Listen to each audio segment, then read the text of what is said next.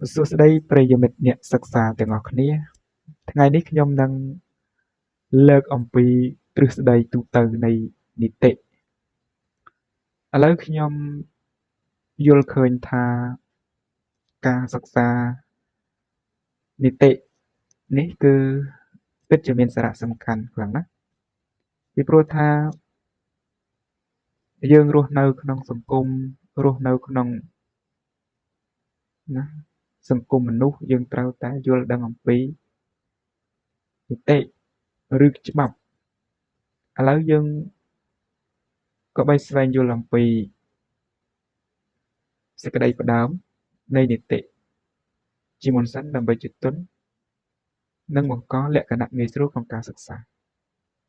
ហើយយើងធ្វើការវិភាគទៅលើនិយមន័យពាក្យច្បាប់លក្ខណៈនៃវិធានរបស់ច្បាប់មុខងារច្បាប់ប្រភពច្បាប់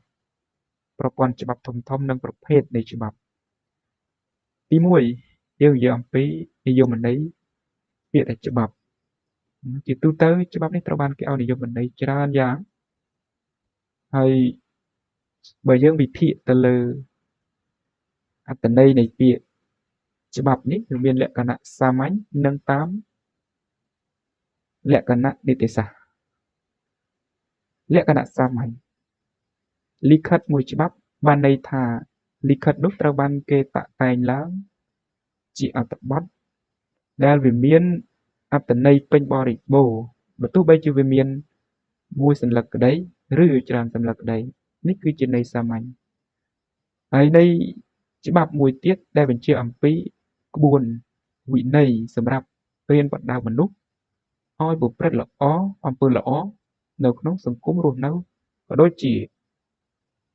ច្បាប់ក្រមងុយច្បាប់ស្រីច្បាប់ប្រុសជាដើមហើយក្នុងន័យគតិយុត្តពាក្យតែច្បាប់នេះមានន័យដែលសំដៅទៅលើសំណុំវិធានគតិយុត្តទាំងឡាយណាដែលចេញដោយអង្គការមានសមត្ថកិច្ចដែលមានលក្ខណៈទូទៅមិនចំពោះមានលក្ខណៈក្រៅឆន្ទៈបុគ្គលចាប់បង្ខំដាក់ទណ្ឌកម្មដោយអំណាចសាធារណៈអញ្ចឹងបានន័យថាច្បាប់នេះយើងមានទាំងន័យសាមញ្ញនិងន័យគតិយុត្តហើយចូលមកដល់ចំណុចទី2យកអំពីតម្រូវការឬក៏ភាពចាំបាច់នៃច្បាប់ហ្នឹងយើងអាចចោទជាសំណួរថាតើមកពីមូលហេតុអ្វីបានជាយើងចាំបាច់ត្រូវការច្បាប់ដោយខានមិនបានចម្លើយត្រូវបានបកស្រាយតាមរយៈការផ្ដល់ឧទាហរណ៍ដូចជា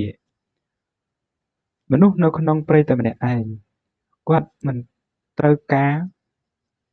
នៅវិធានឬក៏កំណត់អ្វីជាសំខាន់នោះក្រៅពីកម្លាំងកាយសម្រាប់ប្រព្រឹត្តចិញ្ចឹមជីវិតដោយការបរបាញ់ឬបេះផ្លែឈើជាដើមអញ្ចឹងដោយយើងលើកតល័យកអ្នកប្រាជ្ញលោក Thomas Hobbes ណាលោកបានយល់ឃើញថាភាពជាធម្មជាតិរបស់មនុស្សហ្នឹងគឺជាឆ្កែចចកនឹងគ្នានេះជាហេតុនាំឲ្យគេស្ថិតនៅក្នុងសភាពការពារខ្លួនប្រុងប្រយ័ត្នប្រយែងនិងត្រៀមធ្វើសង្គ្រាមជានិច្ចដូចនេះដើម្បីជៀសវាងបញ្ហានេះគេចាំបាច់ត្រូវបង្កើតឲ្យមានវិធានជាវិន័យជាច្បាប់សម្រាប់ថែរក្សារបៀបរៀបរយសន្តិសុខនិងយុត្តិធម៌រវាងបុគ្គលនិងបុគ្គលដែលរស់នៅជាមួយគ្នាគេអាចចាត់ទុកថាច្បាប់ជាឧបសគ្គក្នុងការអនុវត្តសិទ្ធិគ្មានព្រំដែនសិទ្ធិដាច់បង្គាវដែលជួនកាលមនុស្សតែងតែគិតថាដោយមធ្យោបាយណាដោយគិតណាដោយជួនកាលមនុស្សតែងតែគិតប្រាថ្នាដោយមធ្យោបាយមួយដ៏មានប្រសិទ្ធភាពគឺទណ្ឌកម្មគេអាចកំណត់បានថានីតិឬច្បាប់ជាបាតុភូតសង្គមវិវត្តយ៉ាងជិតស្និទ្ធ ជាមួយទៅនឹងសង្គមនេះគឺជាភាពចាំបាច់ដែលយើងត្រូវការច្បាប់ដោយអត់មិនបានបើយើងមិនមានច្បាប់ទេសង្គមហ្នឹងគឺមានភាពរញ៉េរញ៉ៃដូច្នេះហើយមនុស្សតែងតែភ័យខ្លាចអំពីការដាក់ទណ្ឌកម្មណាទណ្ឌកម្មកាលណាបើមានការប្រព្រឹត្តទៅលើសិទ្ធិណាអ្នកដទៃនេះគឺជាភាពចាំបាច់នៃការបង្កើតច្បាប់ដោយយើងលើកយកអ្នកប្រាជ្ញមកអះអាងហើយតកតងនឹងចំណុចទី3នេះខ្ញុំនិយាយអំពីមុខងារនៃនីតិ